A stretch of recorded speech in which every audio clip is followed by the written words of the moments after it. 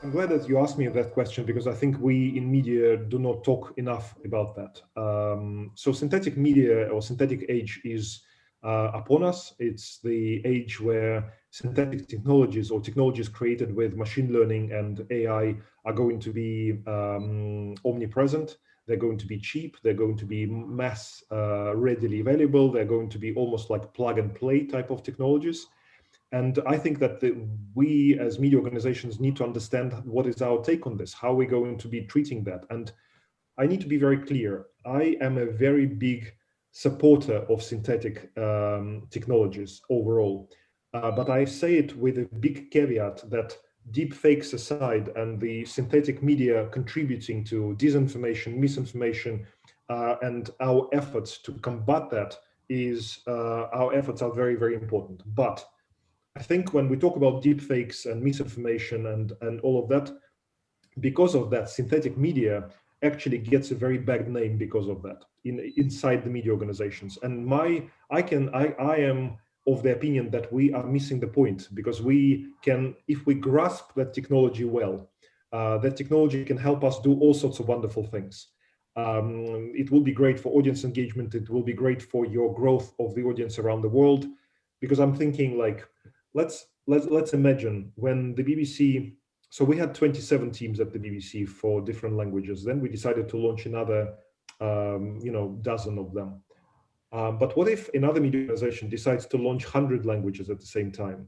And I totally understand that your audience growth is going to be directly linked with original content, with audience relevance, and all of that type of stuff, which is important. But just for the sake of argument, imagine if you don't need to hire the whole team to run a video-based service for half an hour a day in a language which otherwise you needed to have to hire 10 people, for example, for it. So you can create an English base, and then you can actually translate it, and you can have virtual presenters who are going to be created from scratch, who would look and sound exactly like the targeted audience members. I'm very excited about this. I think it's a very, it's not about, robots will come and take over and people will lose their jobs. No, it's not about that. It's actually about nobody's losing the jobs. If anything, new technologies will make media companies create new jobs to make sure that those technologies actually are helpful. So I'm excited about this.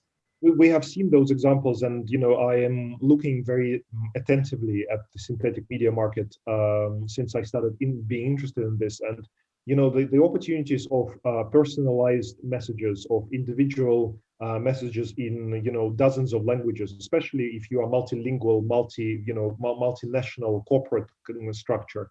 You will be able to actually relate, like the training aspect of it. Imagine you can actually scale your training and deliver it in your own language with your own kind of colloquialisms and slang and everything else. And it would be a very, very big important part of that kind of deck of tools in the future.